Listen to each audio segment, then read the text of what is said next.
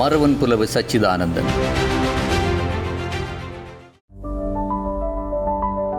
மண்ணால் மனிதனுக்கு பெருமை, மனிதனால் மண்ணுக்கு பெருமை. அவ்வாறே நெடிதுயர்ந்த பணியாக சைவத்தின் துணிமிக்க காவலராக மாண்புடைய பலரை தந்த மறவன் புலவு மண்ணில் தோன்றியவரே சச்சிதானந்தன் ஐயா.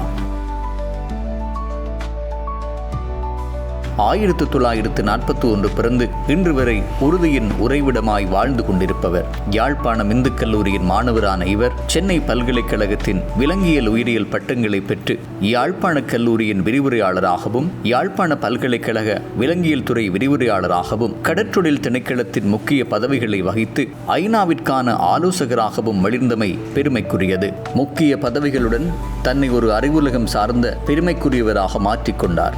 யாழ்ப்பாணத்தில் காந்தலகம் பதிப்பகம் நிறுவி அறப்பணி செய்த இவர் 80களில் தமிழ்நாட்டிலும் பதிப்பகத்தை நிறுவி பல தமிழ் சைவ பதிப்புகளை கொண்டு வந்த சிறப்புக்குரியவர். அது மாத்திரமல்லாமல் சென்னை பல்கலைக்கழகத்தின் முதுகலை பட்டம் பெற்ற இவர் மாத இதழொன்றின் ஆசிரியராகவும் சென்னையில் பணியாற்றினார். தமிழரசு கட்சியின் உறுப்பினராகவும் இலங்கை சிவசேனையின் தலைவராகவும் திகழ்கின்றார். 12 திருமுறைகளை இணையத்தில் பதித்து அவற்றை பன்மொழிகளிலும் மொழிபெயர்த்து வெளியிட்ட பெருமைக்குரியவர். டான் தொலைக்காட்சியிலும் பல்வேறுபட்ட நேர்காணல் நிகழ்ச்சிகளில் கலந்து உண்மைகளை உரக்கச் சொன்னவர். தனது கருத்துக்களை ஆணித்தரமாகவும் உண்மையை எடுத்துரைக்கும் இவர் சைவத்திற்கும் தமிழுக்கும் தமிழருக்கும் ஒரு கேடு விளைவித்தால் துணிந்து வந்து குரல் கொடுக்கும் வல்லவராகினார். இவ்வாறு சிறப்புமிக்க இவருக்கு மதிப்பளித்து டான் தொலைக்காட்சி விருது வழங்குவதில் பெருமை கொள்கின்றது.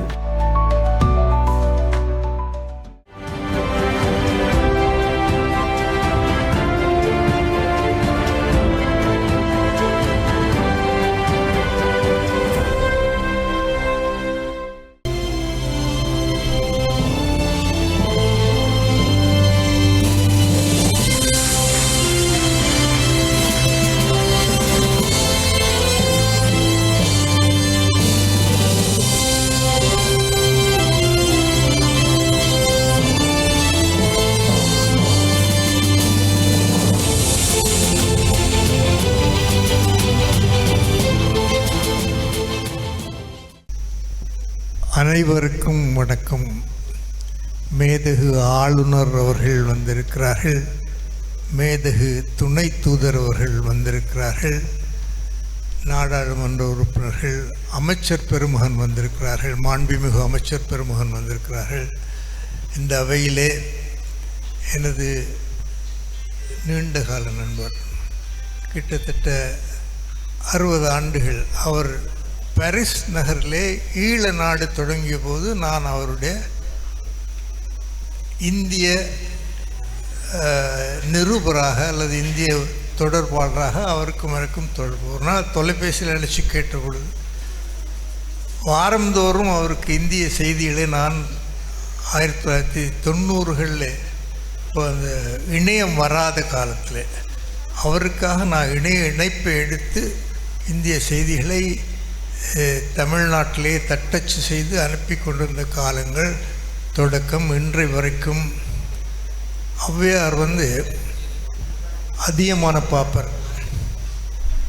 பார்த்துட்டு சொல்லுவார், நான் ஒரு நாள் போனேன், 2 நாள் போனேன், ஒரு நாள் செல்லலம், 2 நாள் செல்லலம், பல நாள் சென்று பலரோடு பயணினும் தலைநாட் போன்ற விருப்பினும். ஐயா சரின்னு சொல்லு, நான் சொல்கிற செய்யறேன்.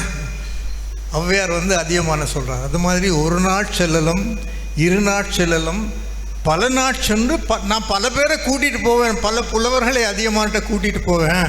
அவன் முதல் நாள் என்னை பார்த்தபோது எவ்வளவு அன்போடு எனக்கு பரிசை தந்தானோ அதே அளவு பரிசை எனக்கும் என்னுடைய சக புலவர்களுக்கும் தருவான்.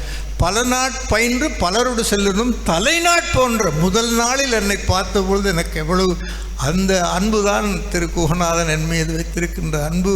அன்றைக்கு பழகின அதே அன்பு, அதே இனிமை, அதே கவர்ச்சி எல்லாம் இன்றைய வரைக்கும் தொடர்கிறது என்பது எனக்கு மிக மகிழ்ச்சி. இந்த 25 ஆண்டுகள் அவர் புதுச்சேரியில் இருந்தபோது தொலைக்காட்சி நடத்தியிருந்தார், கொழும்பில் தொலைக்காட்சி நடத்தினார், முதல்ல பாரிஸில். அங்கேருந்து விரட்டினாங்க, அதை நான் அவங்களுக்கு சொல்லத்தானே வேணும், பொய் சொல்லக்கூடாது. அங்கேருந்து விரட்டினாங்க, புதுச்சேரிக்கு வந்தார். புதுச்சேரியில் நான் அப்போ போய் வருவேன், என்னையெல்லாம் பேட்டி எடுப்பார். அப்புறம் கொழும்பில் பண்டார் நாயக்கா நினைவு கட்டிடத்தில் தான் அவருடைய அலுவலகம், அங்கே போயிருக்கிறேன்.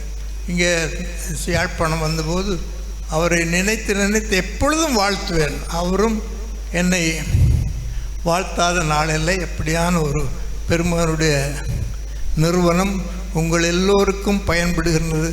எனக்கு மிக மகிழ்ச்சி. எனக்கு இந்த விருதை தர வேண்டும் என்று திரு லலீசன் எனக்கு அழைத்து சொன்னார். நான் சொன்னேன், நான் உலகம் பூரா எனக்கு விருது தந்திருக்கார்கள். நான் அதை பெருமைக்காக சொல்லலை.